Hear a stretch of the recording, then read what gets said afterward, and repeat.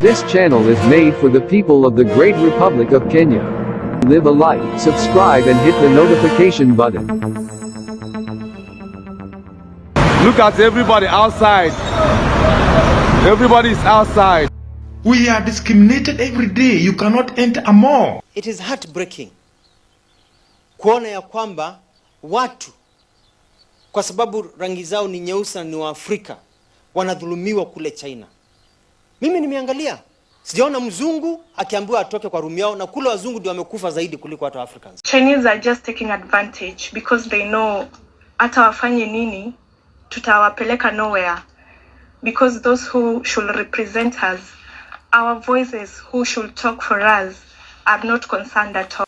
I wish today to make my comments on the need for the government of Kenya to urgently address the plight of Kenyans in the diaspora. The welfare of the citizen is any government's foremost duty. This is why democracy has been defined as government of the people, by the people, for the people. Look at the Chinese police. They won't allow us to rest. They chased us away from our house. We don't have anywhere to live. They are pursuing us. Why? If only one citizen is in peril, the government must demonstrate the highest concern in restoring that citizen's safety. Sijaona Muasia mwingine akidhulumiwa kutoka nchi zingine. Sijaona Waarabu na huko wamekufa kuliko hata hapa Afrika na ugonjwa wa corona. Kwa hivyo this is nothing but racism, and it has to be called as racism. Hata kama tuko na pesa zao, hata kama wametukopesha pesa, this is nothing but racism. That is why today I join my fellow Kenyans who have expressed dismay about the huge predicament of Kenyan citizens living in China and indeed elsewhere in the world. We are discriminated every day. You cannot enter a mall without questions. Even in the buses, we are discriminated. I am appealing for the government to open their ears. They should pump, they should allocate the Ministry of Foreign Affairs money for the Kenyans who are now in China, who are trapped. Every day our doors are knocked. A statement on behalf of the government regarding the situation of Kenyans in China and our embassy in China, of course through the local Chinese embassy and the ambassador here. We are in discussions to ensure that Kenyans who are in China are protected and their rights are not violated because of COVID. The same way we protected the Chinese here, we expect them to reciprocate and ensure the safety of Kenyans who are in China. Unapata unanyimwa, huwezi enda hospitali, huwezi panda gari, huwezi panda train. Hata kuna maduka tayari washaeka hapo mbele notice ya kuwa mtu mweusi haruhusiwi hapo. So maisha imekuwa magumu. Unapata tunatolewa kwa nyumba. Wengine wenye wametolewa kwa nyumba si kuwa wako hawajalipa ama nini. Kuna wengine wamelipa kabisa, lakini juu wamegeukia watu weusi, unapata wanakuambia utoke. Na wengine pia hawajalipa sababu ya kutokuwa na pesa. Toka hii kitu ianze, watu wamekuwa hawana pesa. Ni miezi 4 sasa. How these people got to China is now a secondary issue, which can be addressed separately and differently. Every day our doors are knocked. Every day we don't live in peace. Kwa Kiswahili hapa tulikuja kuhaso.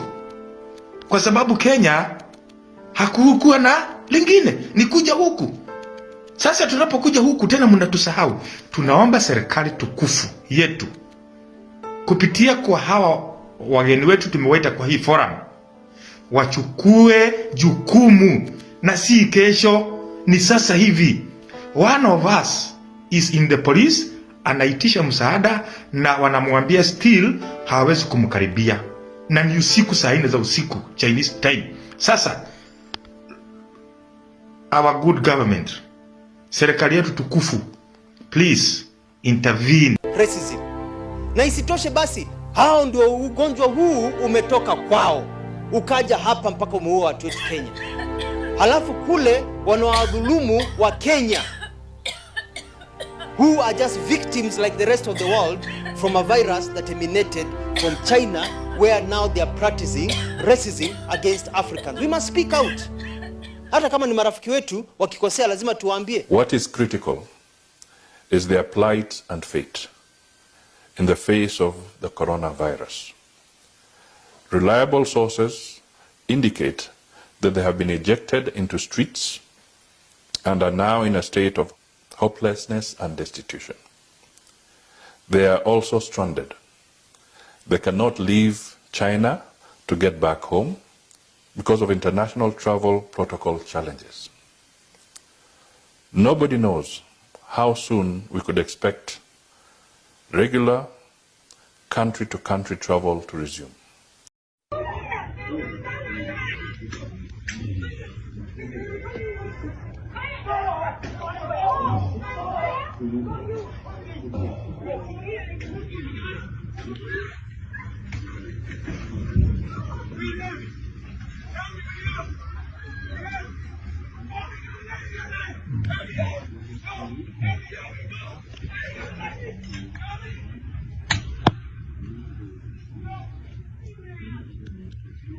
This is crazy, bro. That we will not tolerate this. It is improper. Na mimi naomba serikali kuu, ingewezekana Wakenya walio hapo tutafute ndege, tuwalete nyumbani. Tuwalete nyumbani, tuwa quarantine, tuwatibu hapa kama watekani huko. Ndio tunajua sasa marafiki wetu ni hawa, maadui wetu ni hawa. How do you knock somebody out from a building alale kwa barabara na ni winter? Mama analala nje kwa mtaro kwa sababu rangi yake ni nyeusi, wanasema ati atawapatia coronavirus. Na hiyo coronavirus imetoka China, haijatoka Afrika. In the circumstances, it behoves the Kenya government, in the case of Kenyan citizens, to intervene as a matter of great urgency. Some of the images from China smack of undisguised racism. The Chinese government must come clean on this. For their part, African governments must call the attention of the government of China to international covenants that China has signed on foreign nationals. That many such persons have been rendered homeless and destitute in China is the very height of inhumanity. Host governments have both moral and legal duty to secure these people's rights. Very disturbing images have especially come from China. They show the dire distress that Kenyans and other persons of African origin have fallen into. Despite denials to the contrary, it is evident that the government of the People's Republic of China and her citizens in China have embraced a discriminatory policy of attrition against peoples of African origin. Worse, in the Kenyan situation, is the loud silence from the embassy in Beijing. Families that are directly affected need some level of comfort from the government. They need to know about their relatives in China and elsewhere. And as a nation, we need to know how many of our fellow Kenyans are out of the country in these harsh times. The second wave of preparedness, fortunately for us, we are lucky that we can be able to learn from other nations. A straightforward answer to that is that Kenya has tested more than any other country in the East African region, so we are able to pick up more. So as they ramp up their tests, of course, their numbers will also significantly rise. And these numbers will rise further as we go to mass testing when we go to the community level. Nothing but they were just looking for an excuse to express their racism. That's what it is. And so as a government, see kuandika polite letters, kutoa polite statements, we must be on force here. I was expecting the president to be online with the president of China, kumuuliza what is going on. Askari wa mwagu huko Guangzhou waambie watu ukifukuza Mwafrika utaona.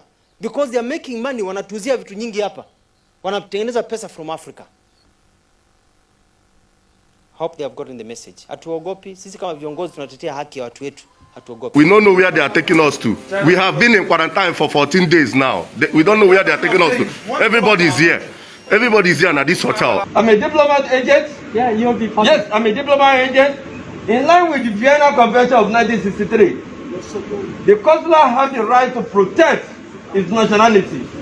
What we are doing this night is to protect all our Nigerian nationality. They are not a criminal. They are not anything.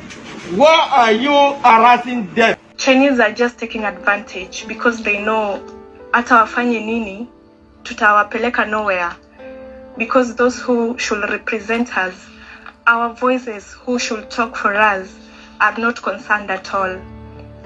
So it's high time we stand for ourselves.